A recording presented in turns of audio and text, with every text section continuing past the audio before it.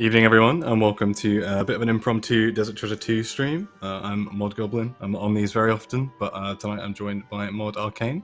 It's been a while since I've been on one of these. I forgot about the delay. It's been 5 minutes, Ben. Yep. How you doing? What's new? You've not been on one of these since maybe like January? Yeah, I think the last one I was on was probably Secrets of the North release. But yeah, I'm doing pretty good. Last couple of weeks of Desert Treasure development, so working hard. Yeah, it's what, less than 2 weeks to go until release? Are you excited, nervous, anxious, all of the above? All of the Two above, of them were synonyms. Definitely. I've been here for over 3 years now, and no project ever changes in that regards, right? I'm always nervous. Like, will players like them? I hope they're good enough. Hope there's no rollbacks or game-breaking issues, etc., etc. Don't we all? Yeah. So, in case anyone doesn't know, obviously Desert Treasure 2 is 2 weeks away. It's an upcoming Grandmaster quest. Probably the biggest quest we've ever done. It's the sequel to Desert Treasure. It's the continuation of the Martial Arts series. We first announced it at the Winter Summit 2022, way back in December. Polled if it should be added to the game, and it passed. Polled a bunch of rewards, and all of those passed. And now we've got 2 weeks to go until it releases. So this stream will be talking about a couple of bits. Yesterday we released a blog about hard mode bosses, or awakened bosses. Not really meant to say hard mode because it's such a weird, ambiguous, old school term. And we'll be talking about those a fair bit today because obviously they're due to be polled. But before we do, I've got a couple of announcements. I'm not going to read them verbatim because I don't feel like I have enough of a narrator voice to read them verbatim. But if you type !game update, you'll get a link to yesterday's game update news post with a bunch of forestry changes, including flowering tree bushes are now different colors. And cannons, fires, and flowers will be removed whenever a forestry event spawns. And also, something that is kind of significant, I feel like, but we added it to the news post a little bit late, was we made some changes to the Bounty Hunter specific versions of the Dark Bow and the Abyssal Dagger. So !game update to check that one out. !DT2 to grab a link to a Get Ready for DT2 blog. It's kind of like a living blog post where we're going to include kind of everything in the run-up to DT2, so all of the rewards, a bit of lore and stuff like that. We have like a video coming out, I think, tomorrow or soon that will get added to that as well. A few other marketing bits. So !DT2 for those. !Awakened to read about the awakened bosses that we'll be talking about today, which are effectively harder aspirational content variants of the 4 bosses that you'll be able to fight during and then again after Desert Treasure 2, and !Deadman for a blog that kind of details some of the initial feedback we saw to Deadman Apocalypse.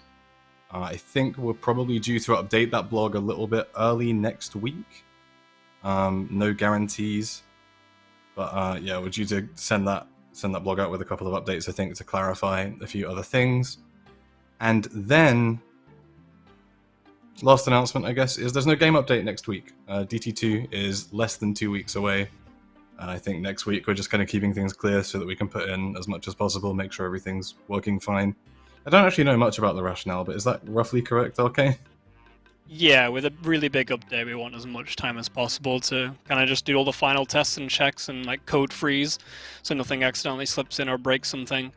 Obviously there's a lot of jokes about spaghetti code in our code base, but it is quite easy to just make one small change that maybe breaks a boss's animation or visual effects or mechanics, etc. So code freeze, 2 weeks, solid testing, make sure everything works. Fingers crossed. And if it doesn't, whoops, but we'll sort that. So before we start talking DT2 specifically, yesterday, as part of the stuff that we shared about awakened bosses, we shared plans for Blood Torva as a potential reward for the awakened bosses, and for the art team's thoughts on reworking the kind of base appearance of Torva to make it a little bit more in line with old school's art direction. We saw a fair bit of feedback about both of these, specifically I think for the base Torva. A lot of people kind of wanted the face guard element to be a little bit more prominent, so not a huge change, but we've made the face guard a little bit more prominent since the version that you saw in the blog yesterday. I will likely get the blog updated with these images either this evening or tomorrow, and obviously there's a little in-game view there so you can see what it looks like with a bit of a different contrast. And then Modspear, if you can go to the next one, we had a couple of feedback points about Blood Torva. and the art team have effectively brightened it up a little bit, saturated the reds a bit more, and swapped out the blood icon in the middle for a red Zoroastrian icon instead. So that's probably what they're going to look like. That's what you should base your polling decision, I guess, off of for the Awakened variants and Blood Torva. Yeah, I'll get the blog updated with those. That's how they look. Art team turned those around really quick. Good job. I think that is everything. I tried not to take too long. It just feels really awkward when I just sit here and monologue for like 5-10 minutes where you sort of sit there and swivel in a chair. You did a great job, don't worry. Thank you. So we're going to move on to a whole bunch of questions about Desert Treasure 2 and kind of specifically, I guess, about the Awakened bosses for a lot of them. That blog came out yesterday, so there's a lot of questions about it. The first question was not one that I saw asked in these exact terms, but kind of like just an interesting point of discussion that I feel like it would be interesting to hear your thoughts on. Maybe I can input a little bit. And that question is, what does aspirational content mean to you? Who are these Awakened bosses targeted at, and what can we expect from them in terms of difficulty? What does aspirational content mean to you? It's obviously quite a big one, quite deep or philosophical, I guess. But I guess for me personally, it's mainly just having content that you strive to do. That might be you want to get more higher skills, you want to make some more money, you want to get better at the game. All these different things that the game provides you a means to be bad at as well as good at, in various regards, to eventually be able to accomplish something. I know that the reason I play old school RuneScape right now is because of the Inferno. Like back then when I was a lot younger, Fight Caves was like really iconic, and I'm sure a lot of people agree. It was like really cool to go and get your Fire Cape, and then seeing that they had basically done a sequel to that, which is like some of my favorite content, I was like, god damn, I really need to do that. So when I first played my main, everything I did was about, okay, how do I get to Inferno as quick as possible? Like, what are my stats? How do I make money?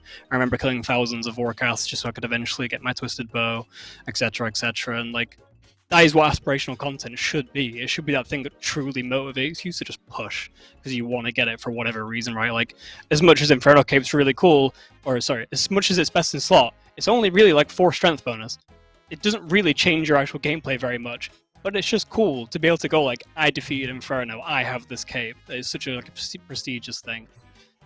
But that's on the extreme ends, right? Aspirational content is all over the place as well, even if it's just like, I want to get higher mining, so then I can do maybe volcanic mine or something, right? That can be aspirational content to some people. I think it's just that it's a lot easier to see true aspirational content when it's on the grand scheme, like Inferno. Who are these Awakened bosses targeted at? So I've been kind of seeing these next like 4 bosses from Desert Treasure 2 as like the next tier of bosses. So like God Wars is obviously aimed at a specific demographic, but it's quite old content, introduces like tier 70 items, etc. Or not even tier 70 in some cases, like tier 60, 65. I'm seeing the DC2 bosses as like the next content of like PVM bosses, and the Awakened versions are like a level above that even, right? So I'm hoping that the regular DT2 bosses prove to actually be quite a challenge, and to people that are maybe just comfortable killing Vorkath, the base bosses should actually be fairly aspirational themselves. These rings are going to be worth a lot of money, like best in slot pieces of gear that you're using everywhere in the game. These are going to be worth a lot of money. So I do see that these bosses being aspirational in the first place, but then there are, like, this is a big topic in itself, is our player base is so good at the game now, and as much as like these might be aspirational to people that are like just comfortable doing Vorkath and Zulrah and things like that, for the players that have done like hundreds if not thousands of like raids and like actual hard pieces of content, have got Inferno Cape, have started speedrunning Inferno, whatever, it's just something like, can we just give them something a little bit on the top, right? Can we give something that'll challenge them? So I'm hoping that these Awakened bosses really target those players specifically that have been kind of just craving these challenges, really. As much as TOA kind of had it with like doing 600 invocation raids and such, I think that scratched the itch a bit for some of those people. There's obviously back and forth in terms of like, it's not fun to just have higher and higher defense and higher hit points and stuff like that, and that's completely valid. Like, we want to be able to introduce new mechanics as well, but increasing stats is kind of important as well. I know Chambers of Xeric got a lot of criticism on release, or not even on release to this day, that just having 50% increase defense and obviously all the other stats is just a bit of a boring way to go about it. It's not particularly interesting. And I remember taking those learnings and that feedback into designing hard mode Tob, and we didn't change any stats in hard mode Tob. We just added additional mechanics and tried to mix that up. But our players are already really good at Tob, so just adding like 1 or 2 additional mechanics to Tob didn't really change that much either, and we actually got a lot of feedback then saying like they probably should have had a bit higher stats as well. Not saying we should go to the extremes as James as Eric, where 50% additional defense is just a ridiculous amount. But maybe they should have had higher hit points and hit a bit harder and had slightly higher defense, right? Like just to make it feel a bit beefier, like make bloat feel a bit chunkier, I guess. Obviously bloat does feel pretty chunky, but you know what I mean, right? Just make it feel like the step up, right? So I'm hoping these awakened ones feel like they're that middle ground where they've got some additional mechanics to make them more mechanically challenged, but they also have additional stats. And because they're only one-off completions, I think I'm just answering like 10 of these questions in one question at this point. I'm sorry for monologuing. But because we're currently expecting them to be one-off completions, it's a lot easier to design something that is a really a really, curated challenge for 1kc. That's a lot easier to design than making something that's really hard for 1kc, but is also fun after 50, 100, 200, and doesn't just become trivial, right? That's a lot harder. So I think it's kind of, we want to make something that's a really good challenge, but we're not going to make this like hard mode variant that's another grindable variant that's just efficient for all the uniques and stuff, because that ends up becoming the meta, right?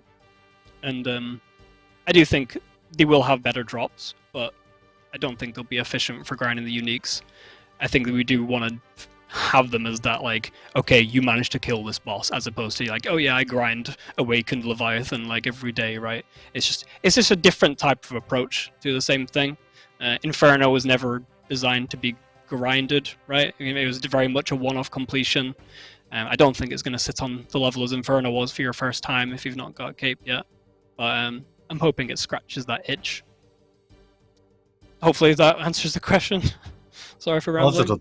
It answered a bunch of questions, yeah. I think there's a lot, like, aspirational content is kind of like a relative term as well, I feel like. So for some people, like, the Fire Cape is still aspirational content, right? But I feel like when we're talking about it now, I think the wording that we used in the blog was like quite deliberate in that I didn't want to write it's going to be as hard as Inferno, because it's like that's just a weird expectation. People are good at different things and difficulties like subjective and old school. But I feel that like the kind of people that really enjoy the Inferno are things like, I guess, like early days of TOA doing like 500s or like doing GMs without just like buying half of them. I feel like the kind of people that like enjoy that kind of stuff will probably enjoy what we're planning to do with these, I think is like the better way to pitch it, right? And if you can't do it, then, you know, that's fine. The regular bosses are there. The orbs that we're proposing, give them like an extra financial incentive. And like Arcane said, I think even the regular bosses, like compared to what you might expect from Grandmaster quests, and we haven't gone into, I feel like with Muspah, I'll say we, but I mean I made a mistake by writing that you'd probably be able to shred through Muspah like quicker than Vorkath, which turned out to just not be true. So making comparisons is a bit tricky. I feel like it's not that controversial to say that these are probably harder than all of the other Grandmaster quest bosses, in my opinion. I think all 4 of them are like the top 4 most difficult by quite a bit. Maybe that's spicy. I think you might be like quietly screaming at me and like telling like stop talking, but yeah. No, I completely agree. Yeah, I do think these bosses are a step up from the existing ones. At the end of the day, it's not going to be something you can't just outgear and come in with a full inventory of brews and probably manage to scrape through. I think Sins of the Father of Anstrom is really hard when you're designed to do the fight, right? When you're like 70s, maybe low 80s combat or something like that, that fight is really difficult. But if you go in with max gear and a full inventory of brews, you're going to be able to make so many mistakes, it doesn't really matter, right? And that's like where stats actually matters. How much damage you actually take matters. It's hard to make it perfect for every player at every piece of the game. Like, we're releasing Grandmaster quests that someone who's done 50 Inferno KC and 500 hard mode top goes in and it's like, oh, this isn't a challenge. And it's like, well, you're kind of past probably every Grandmaster quest in that regard, and that's a shame. Yeah. But mechanically, I do think these bosses, they all offer something a bit different. They're all fairly unique, and I do think you should struggle if you don't do them right, really. And there is going to be a step up in, like, I guess, expectations for gear and stuff. Like, you're probably not going to want to go in with an Iban's Blast and just start hitting everything. You're going to have a bad time. You should probably maybe go get your Trident or something else first. While most other quest bosses, like even Song of the Elves, right, you can get away with Blood Barrage, you can get away with your Iban's Blast. Like, you don't really need that gear. I think you're going to have a really bad time if you don't for these bosses. Oh no, magic confirmed.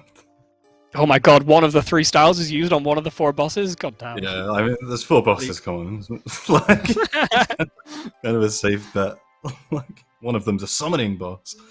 The second question was about how do they compare to the Sins of the Father boss? I feel like we've kind of answered that.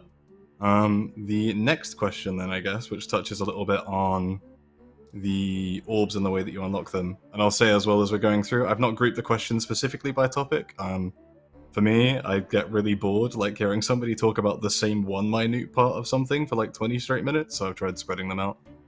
Let me know if you like that or if you hate that and find it confusing, and I won't do it again. But the next question reads, I love the ideas, but why are the orbs tradable? Feels quite odd. If the boss is going to be locked behind something, it shouldn't be buyable on the Grand Exchange. I think it feels odd. Yeah. I think it feels odd because it's different, right? We've never really done this before. We've never really locked the attempts of being able to do something via some consumable object. And like, yeah, it is tradable. But the kind of the idea here is that for the regular player that's doing the regular bosses, if they either don't have the gear or they're not interested in or whatever, but they just don't want to do these bosses, they can just sell them, right? And it ends up becoming this like lucrative venture of like, okay, if there's loads of really high-end players that really want to get their Awaken KC and they're having to do like 5, 6, 10 attempts to do them, there ends up becoming this whole like economy loop where the lower level players are fueling the high level players, and the high level player can just go away, spend millions and millions and millions on these orbs, and just get attempts in over and over and over again. Don't have to like grind the boss out, right? Because that would probably just be tedious. And the low-level players get to benefit from that. And I think that's a really interesting economy incentive. That's kind of how most of our game works, right? Like, how many regular mains are fishing for their Karambwans and Manta Rays, right? Not very many. They're benefiting from all the other people that are doing that content. So it's kind of more of the same. I know this is slightly different, though. For Iron Man, obviously, this is going to be a lot harder. You're going to have to go grind out your orbs. I think this actually just adds to the prestige of something, though. I know for hard mode top as well, as much as we kind of had a bit of a retro on that earlier, I think the fact that, I guess TOA is actually a better comparison. So if TOA release, it was a bit of disappointment that players were able to complete like regular mode and expert mode like within the first couple of hours, within the first day, right? Like it wasn't the same as like Inferno where it took multiple days, or TOB where it took multiple days. People want that chase of like struggling and really not being able to complete something for a while. I think the main reasons why Inferno and TOB took so long to complete is because if you died in that content, or if you say failed in that content, you were set back, right? You were set back a considerable amount of time. Whether that's the wipe system in TOB, making you have to do the entire raid again, or Inferno, you have to go through all 60 waves again, etc. If it wasn't for that time, like forced amount of time that you had to put in to get to a certain point so you could learn it, I don't think it would have taken very long to kill at all. If you could just jump to Zug over and over and over again, I don't think Zug fight is that hard. It's just the fact that you've just spent 2 hours killing monsters and draining supplies, and your stress and tension's really high, and then you get one attempt, and then you accidentally mess up, and you got to do it all again, right? We're basically gating your learning time via another mechanic, right? The rest of the raid or the rest of the waves. While this isn't exactly the same, I think it kind of has somewhat of a similar effect, where because you need a consumable amount of orbs, people can't just like spam these over and over and over again. Like they need to go kill the regular bosses. They need to wait till they actually enter the economy, and then it adds to that little bit of hype, that bit of a race where it's like, oh goddamn, I really want as many orbs as possible. I'm gonna pay out my ass for these orbs, man, because I want to be the first one with the first awakened KC. Like I think that adds a lot of excitement. So I think it adds economy benefits, because I think that entire loop is going to make all the bosses more lucrative for most players. But it also makes that like day one, week one hype of like who can get the Awakened KC even more exciting. Because there are going to be a lot of orbs in the economy. It's just going to like how much are you willing to pay, since they're going to go skyrocket very quickly if there's a lot of demand on day one. So that's kind of what I'm hoping for. It's a different attempts, like a bit different approach to try and have something similar. Like I could just make all these bosses have 10 or 20 times the health and add 60 waves before them or something, right? And then as soon as you die, you got to do it all again. But I don't think we can really do that in a way that would feel very good or meaningful. So this is like a different approach. I hope that makes sense. Yeah, it does. I wanted to add stuff, but I'm not sure. I feel like some of it might be covered in other questions and stuff. But like, I guess one of the things that I quite like about it, conceptually, is that like even for mains, there's kind of stakes, right? Which you don't usually have like in the Inferno, especially if it's your first cape. You know, you use some supplies, but then, you know, they're relatively inexpensive. And if you're at the point where you care about the Inferno, you probably don't care that much about the supply cost. You just pot over and over and over and over again, and you can learn so much in a short time. And it's kind of cool in like PVM, especially in a game where like Old School in 2023 is like really heavy on like positive progression, right? Like there's not really like much risk if you're not doing PvP. There's not really a lot of like negative progression angles or anything like that, or regression. And it's kind of cool, I think, to add stakes, I guess, almost. And like, you know, I spent money on this, or I spent time getting this. This is my one shot, and if I screw it up, then like, oh no, I got to get another one.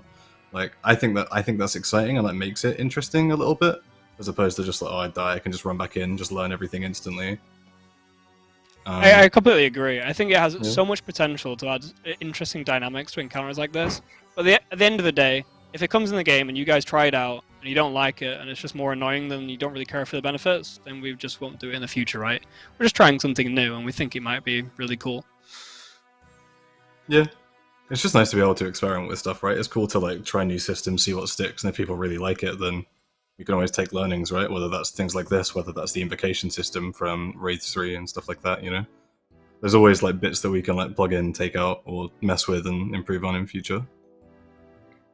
That leads us on a little bit, I guess, to our next question, which is, why are these harder versions not efficient for uniques? I think it would be awesome if a rare orb drop from the normal version of the boss translated to a very high unique chance for those players willing to fight the significantly harder variant. So I think I kind of covered this earlier, but just to be a bit more concise on it, I think as much as I completely sympathize or empathize with the idea of, yeah, okay, this harder boss should be, like, obviously harder things, you want better rewards, right? And generally our entire game translates like, right, hard mode Tob, although hard mode Tob, if people die a lot, isn't actually more efficient, etc. But yeah, generally harder content, more rewards. I think this generally just comes down to we don't really have that much time to develop these, and kind of like what I was leaning onto earlier, to develop something that is like a really big challenge for like a one-off completion that is also fun to grind after 100, 200, 300 KC is very difficult. Like just creating something that is fun to grind 100, 200, 300 KC is hard in itself. Like ignoring the whole like one-time KC challenge, trying to create something that's both is a lot more difficult. I think if Inferno was designed with the intent of it being grindable, I don't think it would have been anything like it is today. I don't think having to do like 2-hour, 1-hour attempts is probably fun for most people. If we look historically at some other pieces of content, right, you've got like Fosanis and regular Nightmare, like people doing solo original Nightmare a while ago. It just wasn't particularly fun. So like Nightmare didn't really live up to that, and I think Gauntlet's a bit of a more controversial one where some people love Gauntlet and some people really dislike it. Me personally, I don't really enjoy Cryptic Gauntlet long term. I can do like 3 or 4 KC in a night and then I'm like, don't really want to do any more. And I do think there's a lot of people in that boat. Making something that's fun to grind is really difficult. You guys just play this game so much. Most other games don't have this problem, right? Like Mythic Raids, like as much as you wipe against the same boss over and over again, you're moving on pretty quickly in the grand scheme of things. Well, in our game, you're killing Corporeal Beasts for like 5,000 KC. Like, how do you make that fun long term? So yeah, but by making it not a grindable like meta thing for getting uniques and stuff, it means we don't have to worry about that as much. We can just lean in it. Let's really curate something that is a good challenge and for 1 KC, and hopefully that's more enjoyable. Yeah, I think that basically sums it up. Yeah, I think also like there's the element that for the people who I think are probably going to most be interested in being able to repeat the bosses, it's the same as like doing Inferno a second time is pointless bar like CAs, right? But like people do it, people push it. There are people in the game with like 42-minute Inferno times and stuff like that. Like, well, I don't think this will be on the same level of complexity just because it's not as long and there's like not as much opportunity for time save. You know, I feel like there's like a lot of kind of emergent opportunities for people to just have fun repeating them and get better and pushing them and solve them in a different way and stuff like that. But yeah, I completely agree with the points of like it just being really hard to make something actually fun to do, like minute to minute, for like hundreds and hundreds and hundreds of kills, as opposed to fun on the promise of the eventual reward that you'll get for having done the thing. You know, like bearable, but it's tricky, right? Question 5, or I guess 4 technically, but the question reads, pet, question mark. Yep, all 4 bosses will have their own pet, individually rolled. Sorry, Coxie. Like, I'm gonna add so many hours to that man's series. God damn, I guess we'll just stop adding content, I guess, unfortunately. Well, you know, the pet hunters hate him. But if the only thing you do in game is hunt pets, then we've given you more things to do. Like, but yeah, 4 new pets, 1 for all of them. The pets are a bit different this time as well. I know Mod Halo's done something quite cool with the pets this time. I know we added pathfinding to Nex for the first time, like when we released that pet, and that was like something a bit different for a pet. These pets have something else a bit different, which I think is quite cool. So I'm excited to see whoever gets those first. Yeah, mysterious. I wasn't sure if you were going to go the whole hog, and I was about to blurt something out, but I won't. It's fine. I'll be quiet. I'll behave. Next question is another relatively short one. Is will these be post-launch content or available on release? It'll be post-launch. Assuming it passes the poll, we can make the orbs start dropping immediately, so you don't have like any KC that's like not tracked or anything, or any regret from playing the content early, right? So assuming it passes the poll, you'll get orbs day 1, and you can start hoarding them and manipulating the market, whatever you want to do. I don't care. But then eventually we'll launch the actual awakened bosses for you to go crazy on.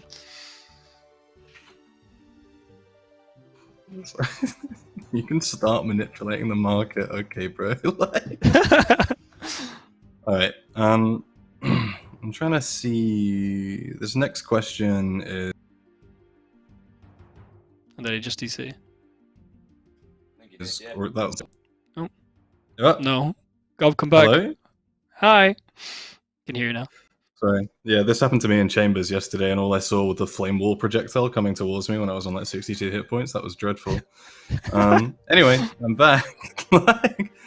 We'll skip over this question about why did we make them one and done, because I feel like it's been answered already. One that I've seen come up in the chat as well, which it's like kind of odd to me that this is like such a common question because they're quest bosses, but are the 4 new bosses also instance solo-only content, or are they God War style, where you can play with friends / GIM? Presumably you're not grouping with friends in the GIM then, but... Yeah, they are instance solo-only content, like Zulrah and Vorkath, Muspah, etc.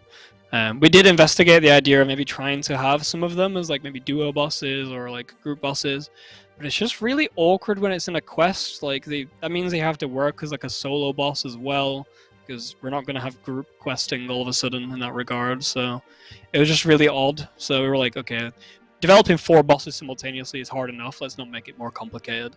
That's not to say we can't release more group content in the future. Obviously, it's a balance, right? We want to try and release bits of both. But yeah, we had Muspah, we had TOA, we had Nex. Now this is another 4 solo bosses. I'm sure one of the future updates will be a group boss. Yeah, I remember like in the big like on-site meet that we had with everyone to kick off, we spoke about making like 1 or 2 of them like maybe like a duo scale or something like that, but it just feels weird, right, with having to... They need to be like compelling to do solo, and then also make them compelling to grind duo is like I don't know, it feels difficult to curate that kind of experience for a boss, maybe. I'd love to do like a proper duo boss. I know I had a lot of fun when I played RuneScape and doing a Raxor, and like that was a quite cool duo boss. I'd love to have something like that in the future.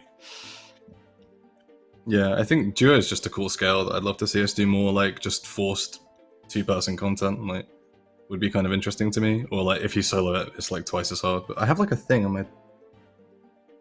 Your hat? So it's been driving me crazy. Yeah, I hope that's not my grey. Look at that. You seeing this? Can't be your grey, man. I think that might be mine. I think that's from my bit. Oh, that. You graying Anyway, on stream, dude? Good damn. graying and balding and going grey. Perfect combo. All right, next question. I saw this a fair bit yesterday as well. I love the idea of Blood Torva, but why is it from this quest and not a future God Wars expansion? I guess kind of rolled into questions about why this and not like hard mode next or something like that. Yeah, I think it was mainly we were looking at these bosses that we've been developing for the last 6 months, and it's like, oh, got this Blood Torva sitting around. We'd like to release it. Would it fit in this update? Yeah, it does really fit well in this update. The entire quest is Zerosian themed. It's a Zerosian armor set. Like, it fits. I can see the comparisons to like Nex, right? Obviously, it drops from Nex and God Wars in general, but this update fits, so why not put it in this update, right? It's not like we can't ever put anything on Nex or God Wars, another God Wars expansion in the future. Doesn't really eliminate that. We'd rather just get you the reward you want when we can, right? Yeah, I feel like I get asked for like hard mode next so often, but it feels kind of tricky because so much of what like Angel of Death did in RuneScape is kind of a lot of what went into Fasani's Nightmare. So like, at least it feels that way like on the surface. I mean, we could think of But different yeah, stuff, it's right? also yeah, you'd hope. I guess it's also a case that like these were something, you know, DT2 dev was winding down.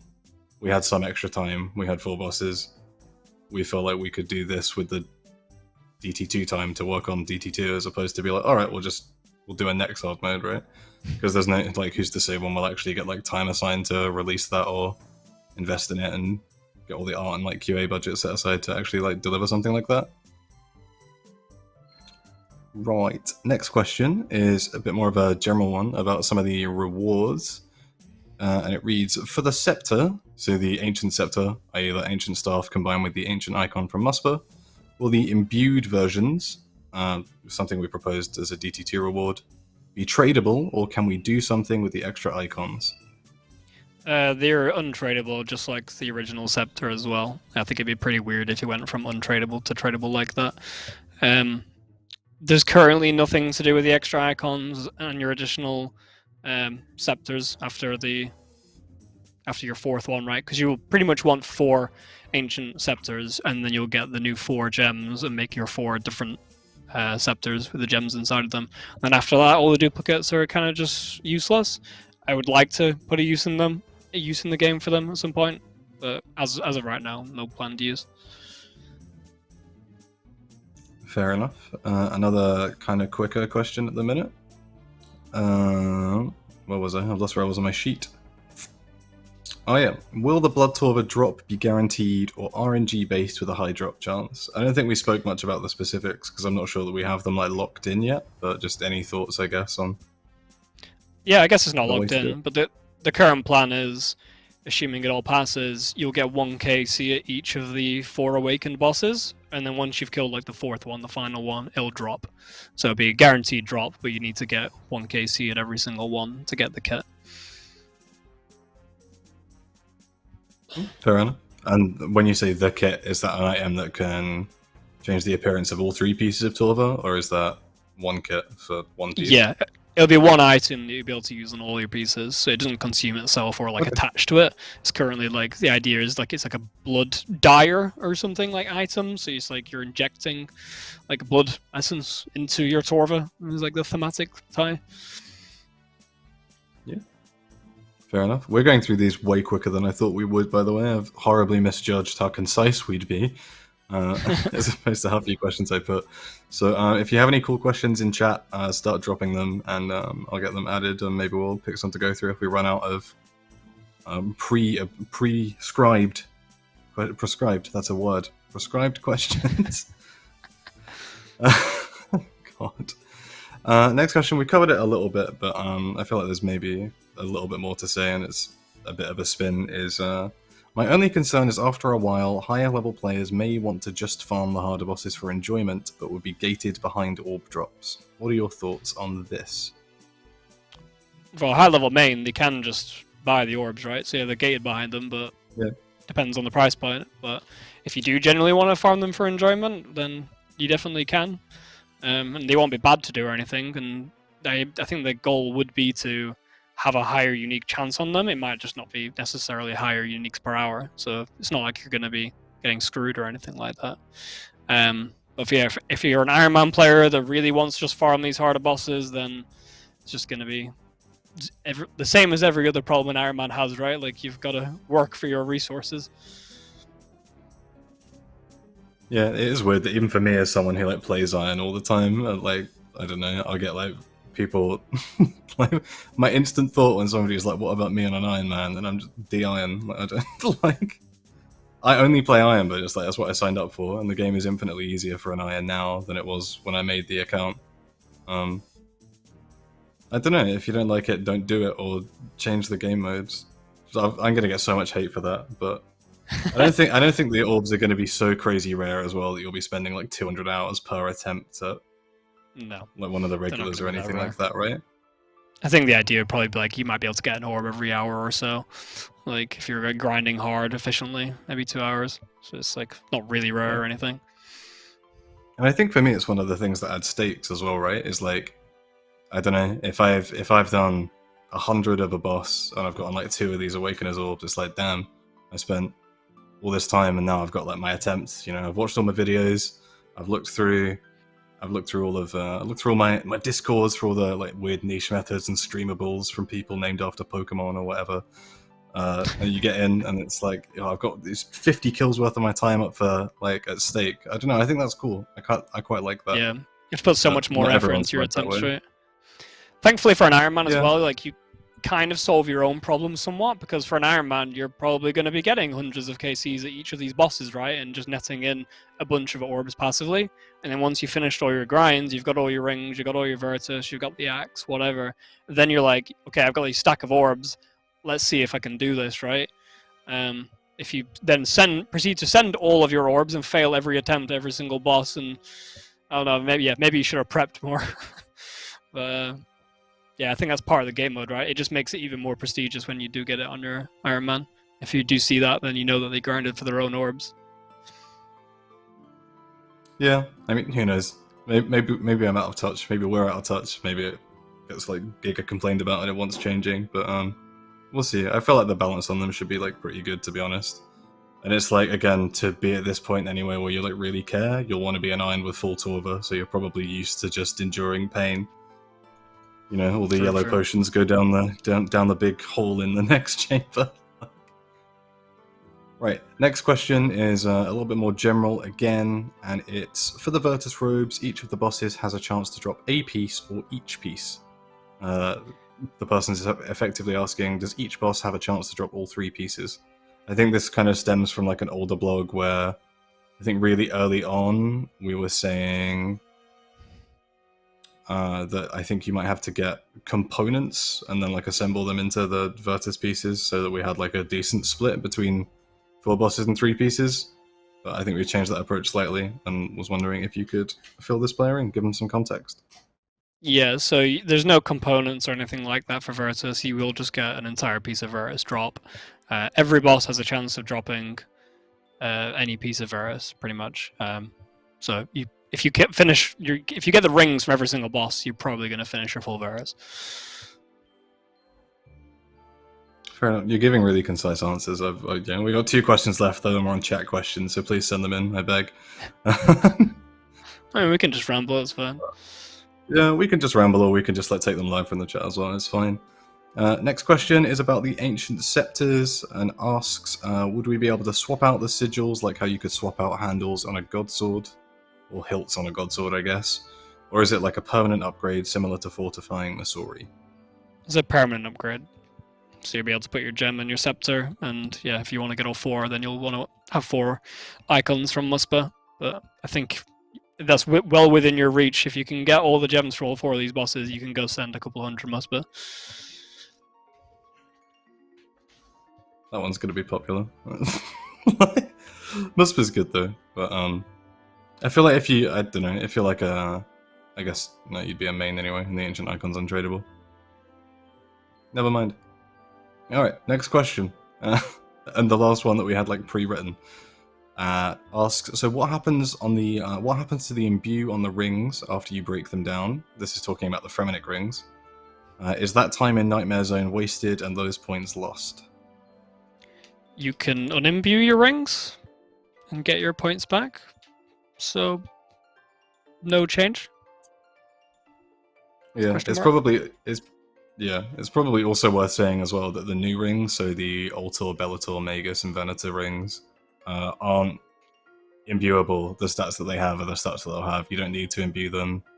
You won't need to worry about losing the imbue in PvP and all that stuff. So maybe it diminishes the value of Nightmare Zone points a little bit, but oh no, you know, no time in Nightmare Zone is wasted. Whatever time we spent do, having fun isn't wasted. Yeah, people love Nightmare Zone. I mean, you get combat XP as well, right? But yeah, I don't know. I don't think it's wasted. You can get the points back. You could spend them on something else. So that was all of the questions that we came into the stream with. This has been populated with a whole bunch of them.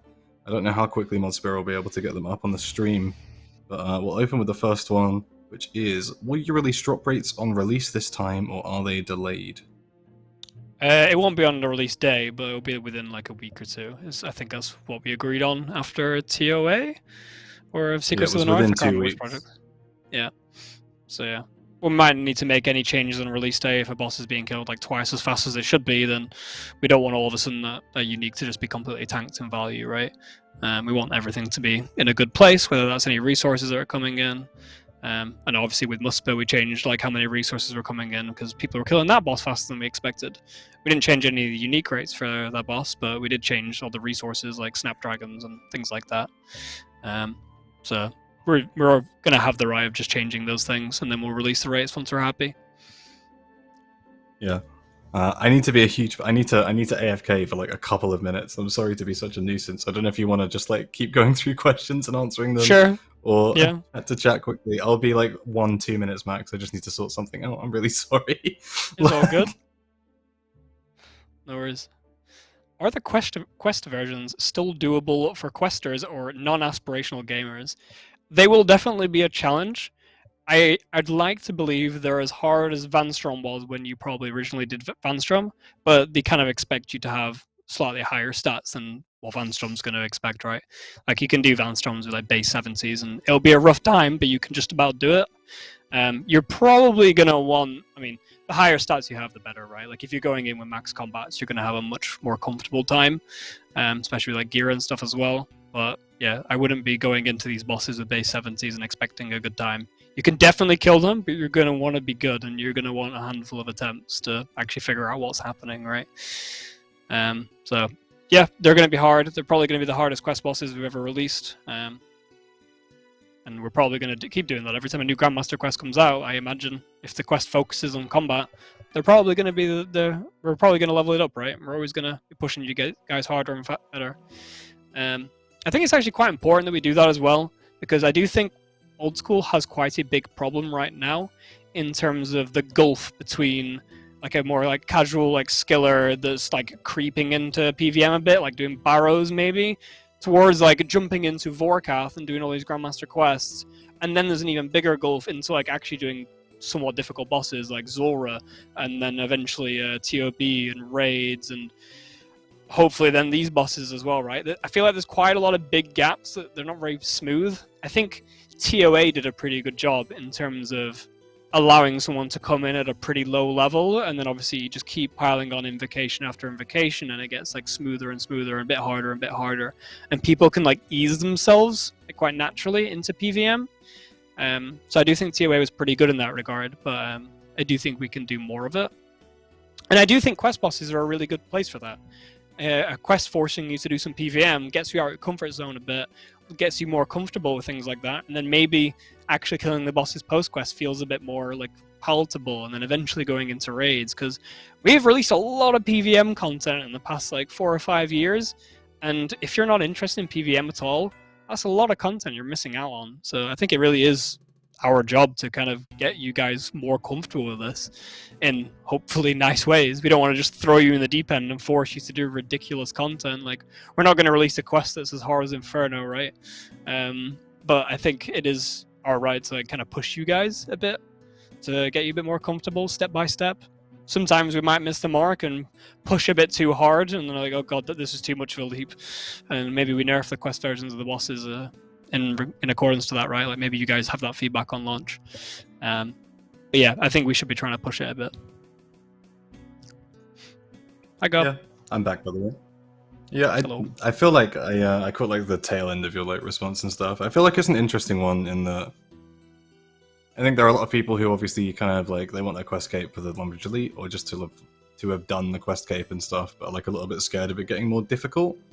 And at the same time, there's somebody in chat saying the get good era begins. I don't think it's like quite that abrasive an approach, but there's a lot of PVM and there are a lot of people who like definitely have like a lot of anxiety about getting into PVM, and it's like finding like meaningful and interesting ways to pipeline people into caring about PVM in the first place, and to helping them like build up the fundamentals, you know, like movement, press switches, like gear switches, maybe flicking to some degree, and then like being able to juggle all of them at the same time and understanding like the tick system and things like that, and being able to introduce them in like a meaningful way, and then like actually pipeline them into caring about PVM is something to just do and like get better at doing, I think, and like quests and like raising the ceiling a little bit, especially with something with like the same kind of, I'm not going to say infamy, but you know, the same kind of like gravitas as DT2. It's like an interesting way to do it, I think. Yeah. Right. Next question. Are there one-shot mechanics in the new bosses? I don't think there's anything that straight up just does like 99 hit damage or anything. There's a lot of mechanics that will hit very hard if you mess them up. I mean, like the Muspah can hit you for like 68 or something with his magic attack, right? That's like just a basic flick. So there's definitely things that can do a lot of damage. I think there actually is one mechanic. It's not really like a one-shot mechanic, but if you mess up enough times, you die. So like you can only make a finite amount of mistakes. So kind of. Yeah, I'll say anybody doing like a blind run of Desert Treasure 2 on a hardcore day one is much braver than I would. I would not advise. Like, that one's been answered. Next question: what does the feel free to not answer as well. I'm just gonna read what's been written for me. What does the loot table look like? More like God Wars or more like Muspah? More like God Wars. So I know there was an era where everyone was asking for God Wars style drop tables for ages, and then we released Nightmare and players screamed. Obviously, I'm not saying that not like that. I'm not saying we delivered it accurately back then, but that was definitely leaning, and we definitely took that feedback on board and tried to deliver something like that at the time. I think Nightmare succeeded in the regard of having a fairly pitiful loot table and obviously weighting it towards higher uniques. I think it failed in the regard of those uniques just being really, really rare and the boss kills taking quite a long time, and the walk also took a long time, and re-gearing was a bit of a pain because of like Reliquum bombs and Sandfuse. Like there was a lot of individual things that made like the Nightmare grind a bit of a pain. I don't think these bosses have any of that. They just have a low resource drops and like reasonable unique rate, but also the uniques, I'm going to assume, are going to be really expensive. Everyone's going to want like the new Berserker ring, right? Like Berserker ring is owned by probably almost everyone watching this stream, right? I'd like to think that everyone's going to want this new ring. You might not be able to afford it, but you're probably going to want it. So the demand should be so high for a lot of these rings. Obviously it's behind the Grandmaster quest, so the supply is not going to be as high as like I guess TOA or something like that, because anyone can do TOA. Like, it doesn't really have many requirements. So I do think these uniques are going to be worth a lot of money. They're not ridiculously rare or anything like that. But yeah, the regular resources are going to be pretty low. Like, don't expect to be making like 3 mil an hour passively like Muspah or Vorkath or anything like that. Fair enough. Next one, I'll ask it and feel free to decline it as well. I worry that I've said too much and that Ed's gonna give me a stern talking to the next time I see him. Next question, how long will the quest be? I feel like not specific, it's long. I honestly don't know. We've done a lot of playtests, and we did like an 8-hour playtest the other day, and obviously not everyone sat there for 8 hours playing it, like an all-day playtest, should I say. But no one actually completed it. So I do think this is probably going to be a full-day quest for some people, and that might be like 6-7 hours once a quest guide comes out, maybe 3 or 4 or something like that. We'll say vast majority of this stream is probably going to wait, but there's 4 bosses, there's 4 areas with they're all in individual puzzles and cutscenes and stuff like that. There's a lot. It's a really good quest. There's a lot of demi bosses as well, where it's like, okay, it's not full like Vordovers or Duke or whatever, but you got these individual bosses which obviously take up a bit of time. Depends how much you fail as well. If you really struggle on one of the bosses, that's obviously going to make the length of the quest a lot more. Same with the puzzles. If you really struggle with the Secrets of the North puzzles, then you're probably going to struggle with the Garok puzzles. But yeah, I'm sure the quest guide will solve all your problems. But also, on release day, don't spacebar it. The dialogue's really good, the world building is good, the lore is good. Old School has really good lore and really cool world building. And I know everyone's... because it's just sad, right? I think quests are one of the things that make Old School stand out versus like other MMOs in the space, because we do quests so differently to like a lot of other games where quests are kind of the Slayer skill, basically, just in like different settings all the time. But I feel like a lot of people just view quests as a vehicle to obtain rewards and like power and content, and don't actually care about the quest themselves. But so much time and so much love has been put into the quest, and it's really cool, it's really good. I don't know, if you can stomach it, don't spacebar it, it's cool. Don't use a guide, it's a cool quest, you'll feel good. Or even just the info sharing between players release day, it's good. So for context, I've got like a 2100 main with a lot of boss KC in various regards. I've got a maxed Iron Man, I've got 2 group Iron Man accounts. The most fun I've actually ever had in this game was Song of the Elves on release day. Like, not having any idea what was going on there and just trying to figure out the puzzles and stuff was so fun. I loved that so much, and I've never had that same magic since, because now I work here and I know all the answers to every quest, and it's all spoiled for me. So, ruined. Please enjoy them. Yeah. That is one of the sad things though. Like you play a quest like 2, maybe 3 times in playtest, even for me in CM, right? Because I'm just like interested in knowing what's going into the game. And then the actual quest comes out and I'm like, I can't be bothered. I didn't do Garden of Death until like 2 days ago on the account that I've mostly been playing, because I just did it in playtest so many times. Next question. We don't have that long left. I feel like we can get through a few more and then we can look at some community art submissions and stuff like that. Let me see if I can pick a good one from these. We can rattle them off quick if you want. Yeah, alright, let's rapid. How do the ring upgrades work? Is it 1-to-1 or do they need to be imbued? 1-to-1. I think they're don't 1-to-1. Yeah. Don't imbue them. Will there be awakened pet transmogs? I mean, that almost feels like a spoiler, but I almost just enunciated it anyway, but no. We don't know. Find out. Again, we haven't started doing anything with them. They haven't been polled. So, are the orbs to fight the awakened bosses going to be unique for each boss, or can you use one orb for any of them? The latter, so they'll all drop the same type. Alright. Will the harder versions have a higher pet chance? I don't know, they probably should, but again, don't really want to make them efficient, I just don't want to make them pitiful. Like, if the fight takes 3 times as long, I don't want it to just be the same drop rate, right? Because that feels rude, almost.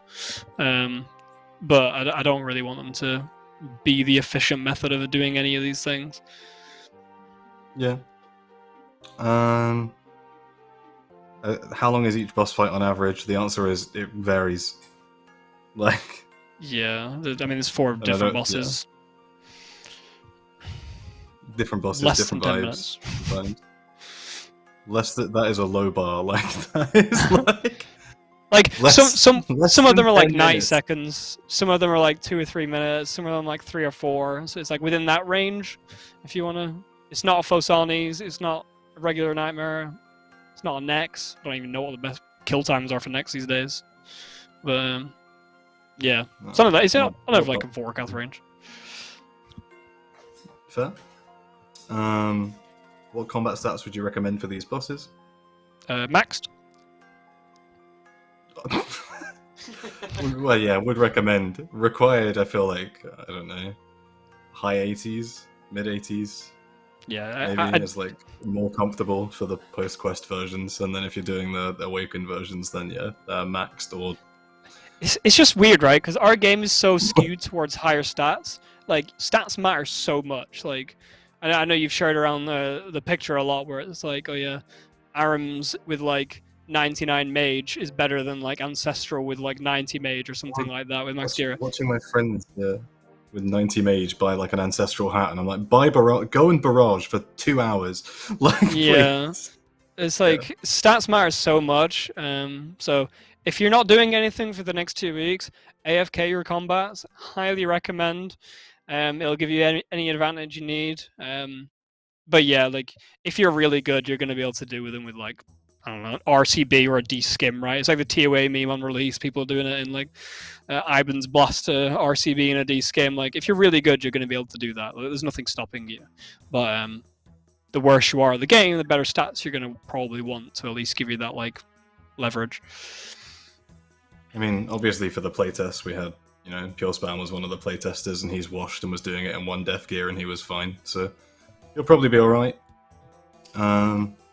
Oh, quick, stop adding questions. Like, what would be the ETA for receiving new combat achievements on the new bosses?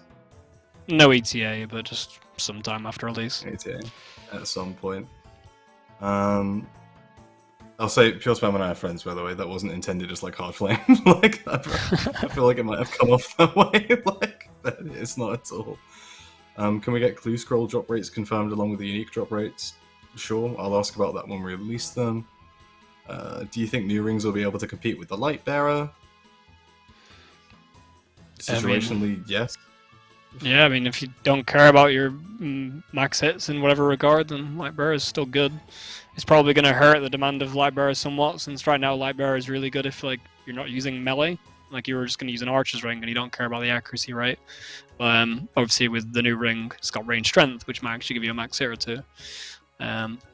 So situational, yeah, maybe. And for the last one, the one person in chat that's asked, are the bosses for the quest easier than the bosses after the quest? Yes. Obviously the quest versions are like fine, they're challenging, but like doable for like people that have already done Grandmasters, I'd say. The post-quest bosses are fine but hard, and awakened variants, should they pass, will be really rough. So that's that. I'm sorry, I know it's coming up to 6 and Modspear is probably angry, but before we go, we've got some community submissions to look over, and then I'll run back through the announcements, and then we will wrap up. We want to bring the first one up. I have notes to read out as well. This is how Escaper touches grass. The leprechaun is missing, but that's probably the OP himself. So from Cadence KG, this is kind of a cool way to plant. We're moving soon to somewhere with a garden. Maybe we hit the big allotment patch. I feel like you can probably hear that because I have a window open. So if that's too loud, just yell in chat and I'll mute. But you got a green thumb, Arcane? Are you a big gardener or not really? I have actually been gardening a bit, but I wouldn't really say I'm gardening. I'm more so just annihilating my weeds every fortnight and not really succeeding. So that's my kind of gardening. I just use it as an excuse for exercise and tidying up more than actually trying to cultivate anything. I mean, yeah, everyone starts somewhere. Fortnite. Grow up, chat. Come on.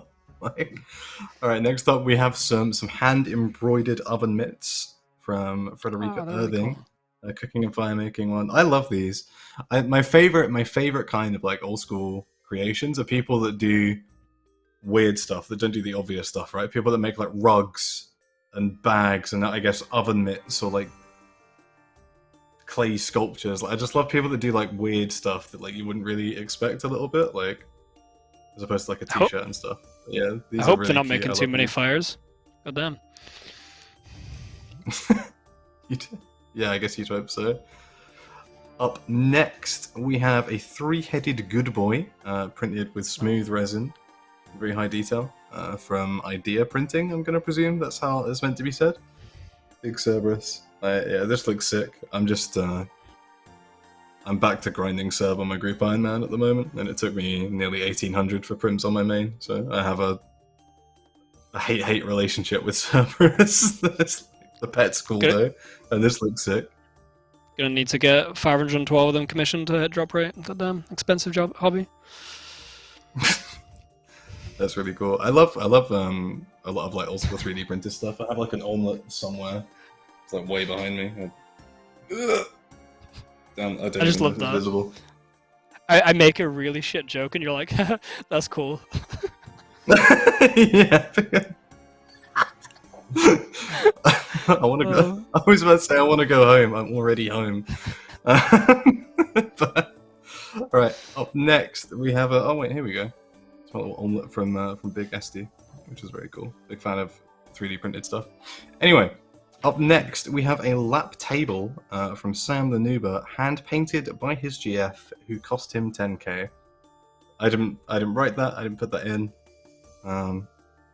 That's very cool. I like that. Nice. Is that really all you had? Come on.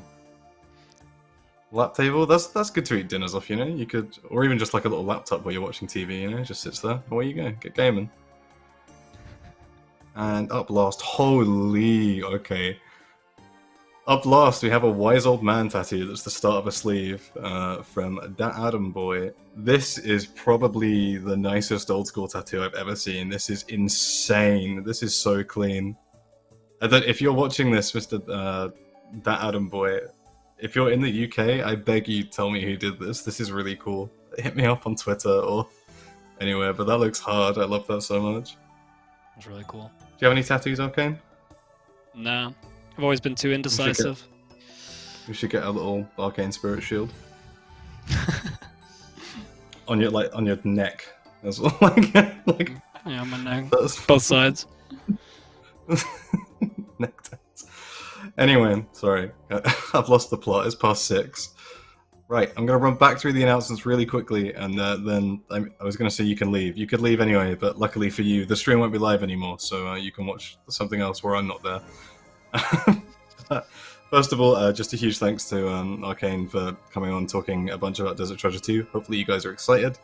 If you type ! Desert Treasure 2, you'll be able to check out our Get Ready for DT2 blog.